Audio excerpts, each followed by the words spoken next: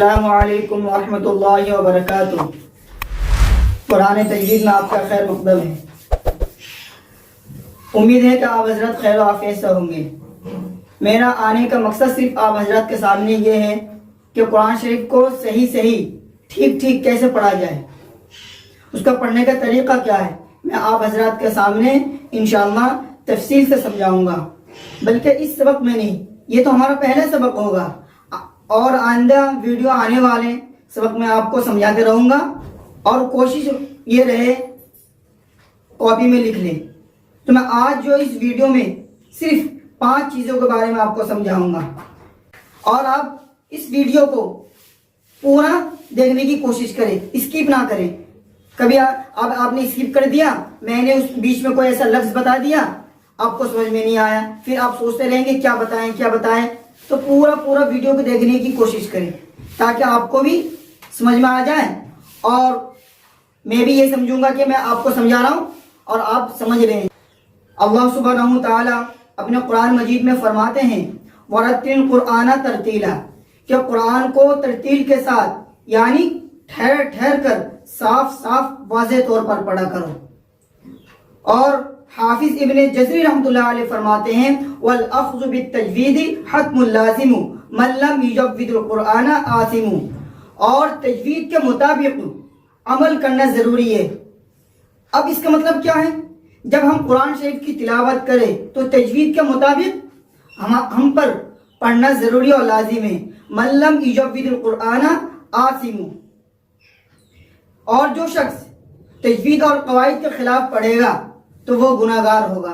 کہ تجوید کا مرتبہ اور مقام کتنا ہے، تو میں آپ کے اس ویڈیو میں صرف 5 چیزوں کے بارے میں ذکر کروں گا، اور آپ اس 5 چیزوں کو لکھ لیں اور اس کو مشق کرتے رہیں، اور تجوید کے مطابق قرآن شریف پڑھنے کی کوشش کریں۔ آئیے بورڈ کی طرف۔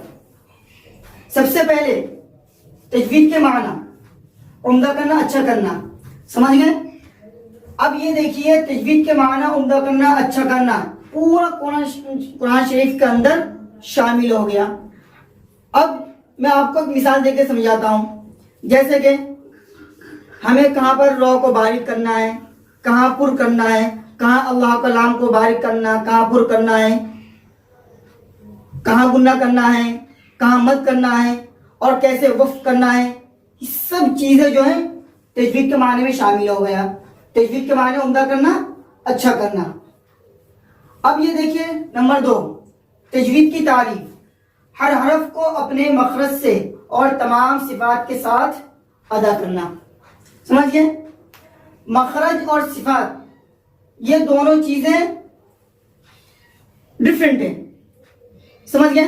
مخرج سے مراد یہ ہے کہ کون سا لفظ کہاں سے ادا ہوتے ہیں، ہمارے منہ کے اندر کے حصے میں سے کون سے لفظ کہاں سے ادا ہوتے ہیں، اس کو کہتے ہیں مخرج۔ اور صفات اس کو کہتے ہیں کہ کس حرف میں پر ہوگا، کس میں باریک، یہ ہمیں صفات بتاتی ہے۔ تو میں آپ کو مخرج اور صفات میں جو ڈیفرنٹ ہے یہ میں نے بتا دیا۔ اگر میں مخرج اور صفات میں اگر اس سبق میں آپ کو بتا دوں تو ویڈیو لمبی ہو جائے گی، تو میں ویڈیو کی زیادہ لمبی نہیں کروں گا، بلکہ میں آپ کو شروع سے ہی لے کے چلوں گا تاکہ آپ کو سمجھ میں آ جائے۔ اور نمبر 3، تجوید کا فائدہ، دونوں جہاں میں نیک بختی حاصل کرنا۔ اب یہ سمجھیے دونوں جہاں میں نیک بختی حاصل کرنے کا مطلب یہ ہے کہ دنیا و آخرت میں کامیابی حاصل کرنا۔ جب تک ہم تجوید کے مطابق قرآن شریف نہیں پڑھیں گے تو ہمیں دنیا میں کامیابی کیسے ملے گی؟ ویسے تو ہم یہ کہتے ہیں کہ ہم 1 گھنٹے میں اتنا پارہ پڑھتے ہیں، 10 منٹ میں اتنا پارہ پڑھتے ہیں، اچھی بات ہے پڑھنا، لیکن تجوید کے مطابق ہو، جب ہمیں دنیا و آخرت میں کامیابی حاصل ہوگا۔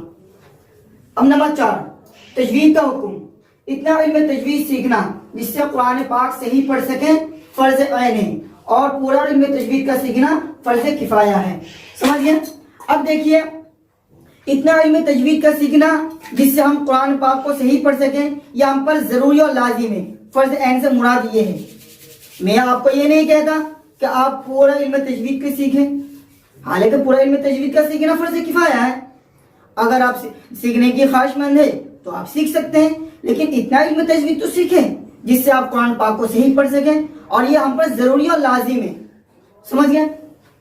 اب آئیے نمبر 5، تجوید کا مرتبہ تمام علوم سے افضل. سمجھ گئے؟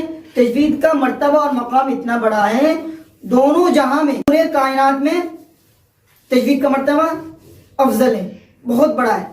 اگر ہم تجوید کے خلاف پڑھتے ہیں، مثال کے طور پر ہم تجوید کے کوئی سورات پڑھ رہے ہیں اور ہم تجوید کے خلاف پڑھ رہے ہیں تو ایک لفظ کی جگہ دوسرے لفظ پڑھ دیتے ہیں، تو اس سے ہمیں کیا ہوتا ہے؟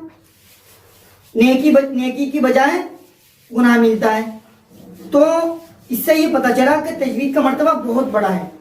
تو میں آپ کو انشاءاللہ جو مخرج ہیں، صفات ہیں، نیکسٹ ویڈیو میں آپ کو بتاؤں گا، اور آپ کوشش یہ کریں کہ تجوید سے پڑھنے کی کوشش کریں. اور انشاءاللہ آگے جو آنے والے ویڈیو میں میں خود پڑھ کر بھی بتاؤں گا کیسے پڑھتے ہیں، اور آپ بھی میرے ساتھ پڑھنے کی کوشش کریں. تو میں انشاءاللہ اب میں آپ سے الوداع لیتا ہوں، اگلے ویڈیو میں آپ سے ملتے ہیں. السلام علیکم ورحمۃ اللہ وبرکاتہ.